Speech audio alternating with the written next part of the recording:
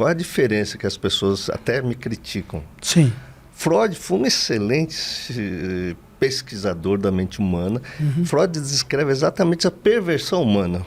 Que a gente quer tratar, inclusive, dentro das igrejas. Sim, sim. Essa perversão, a nossa raiva, a nossa sexualidade deturpada, enfim, os fetiches e tudo mais.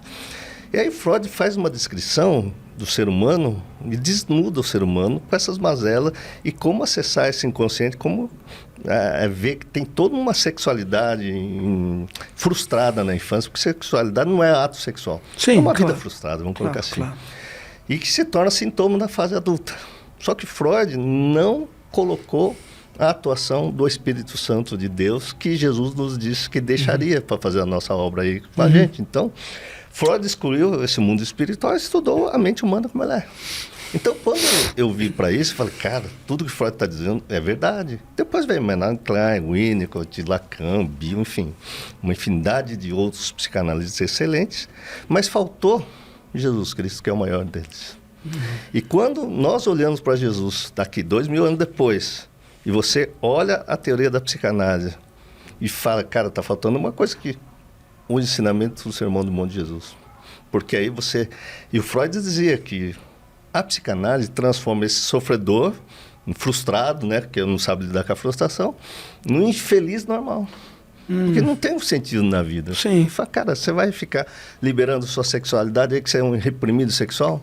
Não, ele sabia que o cidadão que é o que virou hoje. As pessoas estão transando com tudo quanto é coisa aí que a gente sabe. Sim, sim, sim. Entretanto, não tem sentido na vida, não tem uma identidade, não tem um norte, não tem nada. Resolveu nada. Não resolveu nada. Então, quando, como cristão, e essa experiência com o Espírito Santo, eu olhei para ele, mas existe isso aqui que o Freud não colocou. Aí o que eu fiz? Peguei, juntei isso e falei, cara... E aí, quando eu fui aplicar o Sermão do Monte, descobri a chave maior. A chave maior é que esse lado perverso nosso, porque está cheio de frustração e ódio. E a Bíblia vai dizer, 1 João 4, o verdadeiro amor joga fora todo o medo. E as pessoas que procuram ajuda é porque estão com medo. Estão com medo do futuro, o apocalipse está chegando, nossa, não vou fazer mais nada, Jesus está voltando agora, então até não vou fazer mais nada na minha vida, porque vai acabar. E quando a gente sabe disso e olha para aquilo, mas a gente não sabe que está cheio de raiva dentro de nós, e essa frustração.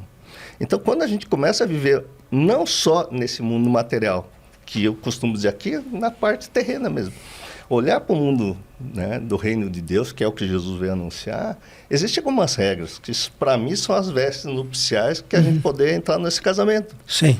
E a veste nupcial, o que é? É aquele cara que não vestiu a veste nupcial e foi expulso do casamento. Lá na parábola de Jesus. Lá na parábola de Jesus. Sim, sim. E aí, claro, eu tento entrar nessas bodas, nesse casamento, nessa festa do céu, mas eu não coloco a veste nupcial. E qual é a veste nupcial? É quando aquela pessoa lá, que me conhece profundamente, diz assim, cara, eu vejo que você é um homem de Deus. Eu vejo o amor em você. Mas não é você que não me conhece. Você está me vendo hoje, eu posso dizer milhares de coisas maravilhosas. Você fala, cara, você não passa de um grande ator, um grande cientista, um grande qualquer coisa. Mas as minhas filhas olharem para mim, minha esposa olhar para mim e falar, eu vejo Cristo em você.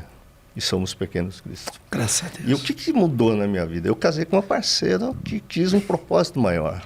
Isso é importante. Então, arranjar alguém que tem um propósito na vida. Como o nosso propósito era ter uma família, a gente quis construir, depois no meio do caminho, a regra para ter uma família era conhecer Jesus, a gente foi conhecer Jesus. Só que quando eu conheci Jesus, conheci outra coisa maior ainda, que é Deus Pai, que eu preciso chegar lá, através de Jesus. Só que Jesus deu o caminho, a verdade e a vida, que é a veste para você entrar. E a veste é a mansidão, é a paz, é o pacificador, né? Bem-aventurados os pacificadores, os que choram, os que têm sede e fome de justiça. Então, cara, eu preciso disso para mim. Amém. E quando eu coloquei isso acima de qualquer bem material, então eu abri mão de querer processar alguém porque roubou qualquer coisa. Eu coloquei isso acima de qualquer ofensa, porque toda ofensa é muito pequena, perto do que Jesus tem para nos oferecer.